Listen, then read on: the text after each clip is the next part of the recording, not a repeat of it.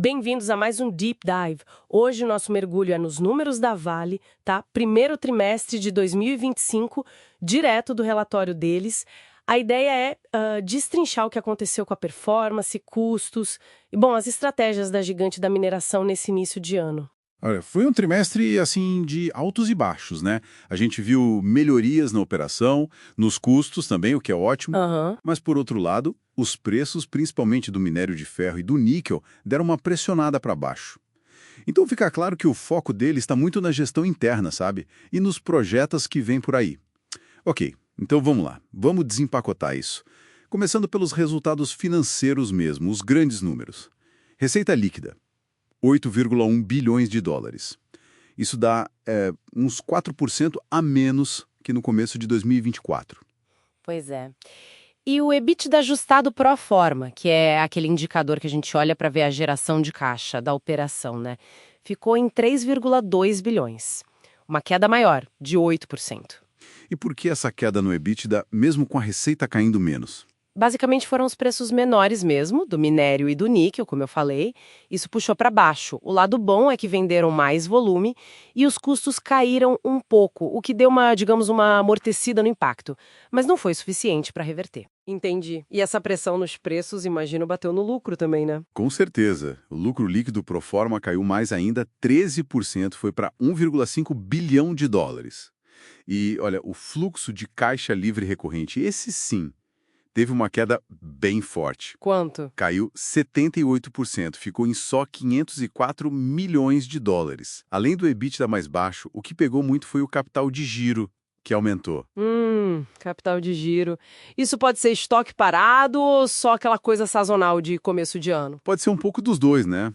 Tem a sazonalidade normal, mas é um ponto para ficar de olho sim.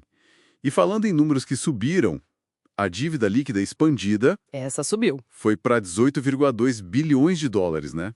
Um aumento de 11% desde o fim do ano passado. O principal motivo aí foi o pagamento de dividendos, certo? Exato, distribuíram para os acionistas e isso impactou a dívida. O que eu acho fascinante aqui, sabe, essa dinâmica meio paradoxal. Como assim? Porque olha só, os volumes de venda subiram. Minério de ferro mais 4%, cobre mais 7%, níquel então subiu bem 18% ano contra ano. Puxa, 18% no níquel é bastante. Muito. Mas, mesmo assim, o lucro e o EBITDA caíram. Isso só reforça, né, o quanto a Vale ainda depende do sobe e desce dos preços das commodities. E a queda no fluxo de caixa mostra essa sensibilidade toda. Faz sentido. Mas, bom, nem tudo foi preço baixo. Quando a gente olha para a operação em si, aí a história melhora, né? Aqui é onde fica realmente interessante. Nos custos, Verdade? Aí tivemos notícias boas. O custo caixa C1 do minério de ferro, que é basicamente o custo ali na boca da mina, né? Extração, processamento, caiu 11% comparado ao ano passado. Foi para 21 dólares por tonelada. isso, e eles continuam nessa trajetória de queda, o que é ótimo. Tá dentro do que eles previam do guidance. Agora, essa redução de 11% no C1, ela é sustentável ou teve alguma coisa pontual ajudando agora? Ótima pergunta. Olha, uma parte disso vem sim de ganhos de eficiência que eles buscam tornar permanentes, né? Disciplina de custos, mas tem fatores que ajudam pontualmente também, claro. O câmbio pode influenciar e quando se produz mais, dilui os custos fixos. O desafio é manter essa pegada. E essa busca por eficiência não foi só no minério, viu? No cobre, os custos all-in, que incluem tudo, despencaram 63%. 63? Pois é, foi para 1.212 dólares por tonelada. Ajudou muito a performance operacional e também a receita de subprodutos, como o ouro, que vem junto. E no níquel, se a gente ajustar por aquela venda da participação na PT Vale Indonésia, os custos all-in também caíram, uns 4%. Então, a gestão de custos está funcionando. E os projetos, como andaram? Também avançaram Vargem Grande 1 e Capanema, que são de minério de ferro, progrediram. E a expansão Salobo 3, lá no cobre, que é super importante, atingiu um novo marco de produção. E os investimentos?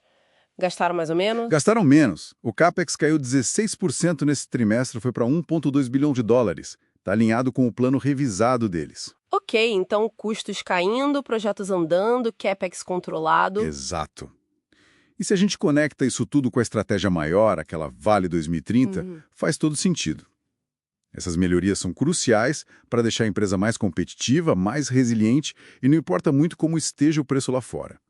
Com essa volatilidade toda, controlar o que está dentro de casa, como os custos, vira prioridade máxima. E teve outros movimentos estratégicos também, né? Aquela joint venture na Aliança Energia com a Jeep. Isso, com a Global Infrastructure Partners. A ideia ali é ter uma solução asset light, ou seja, sem precisar ter tanto ativo físico no balanço, sabe? E conseguir custos de energia mais competitivos, em dólar. Faz sentido. E teve também aquele projeto de hidrogênio verde que foi selecionado pela União Europeia, né? Dentro do programa Global Gateway. Exato. Mostra a Vale se posicionando para a transição energética. E na parte de ESG, publicaram o relatório integrado de 2024, vão adotar aqueles padrões ISSB para relatório climático, buscando mais transparência. E as reparações, Brumadinho e Mariana. Continuam. Brumadinho já estaria com 75% concluído, segundo eles. E em Mariana, os desembolsos já passam de 48 bilhões de reais. São frentes que continuam exigindo muito recurso e atenção, né? Não dá para esquecer.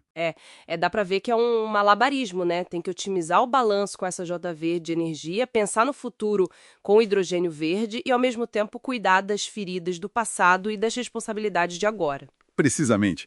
É gerenciar o hoje, investir pesado no amanhã e ainda lidar com o ontem. Tudo ao mesmo tempo. É um desafio estratégico e financeiro enorme. Então, para a gente amarrar tudo, o que esse primeiro trimestre de 2025 nos diz sobre a Vale? Parece que é uma empresa que, sim, sentiu o baque dos preços mais baixos do minério, que ainda é o carro-chefe. Sem dúvida. Mas que está respondendo bem na operação, com custos melhores, mais eficientes e com um desempenho forte nos metais para a transição energética, principalmente o cobre, que mostrou custos bem menores. Exato. Isso deixa uma questão no ar, né? Uma reflexão importante para a gente acompanhar. Como essa volatilidade, que não para, nos mercados de commodities, vai influenciar o ritmo dos investimentos da Vale. E mais ainda, como eles vão equilibrar o dinheiro que vai para o negócio tradicional, o minério de ferro, versus a aposta estratégica que parece cada vez maior nesses metais para descarbonização, tipo cobre e níquel. Bom ponto. Como equilibrar o portfólio nesse cenário tão incerto, né? Exatamente. Fica aí a reflexão sobre essa gestão, essa dança entre o presente e o futuro da mineração, em tempo de muita mudança.